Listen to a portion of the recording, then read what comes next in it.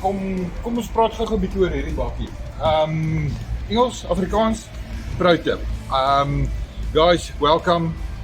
We have this Amarok here today, and I get this question so many times on forums, Facebook, WhatsApp. What's wrong? What can I be on the lookout for when I purchase an Amarok? There's a couple of things, but one of the things is the Amarok tends to have problems with the diff actuator, and on this 2013 that's exactly the case. This customer purchased it a month ago and the actuator backed up. So what do we look out for when you go and purchase this thing?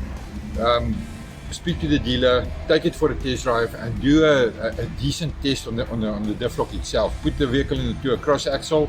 I'm not saying taking it off-road and damaging it, but put it into a cross axle.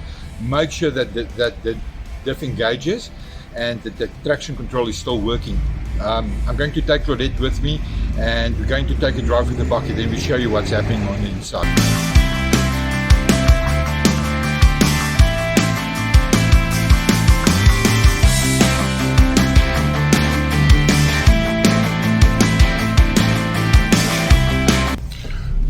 Alright guys, back inside the Amarok, you can see the little difflock light flashing there. That's without activating it by pressing the button. What will happen as well is that as soon as we take some sharp left or right turns, the traction control will actually activate from time to time. Now that little light is in the corner there. I'm going to just be safe and take a left over here. Hopefully we can get it activated. There we go, traction control activated, and it actually pulls the vehicle dead, and then it feels as if the difflock is engaged, which it's not. We're going to have to do a diff repair kit on this vehicle,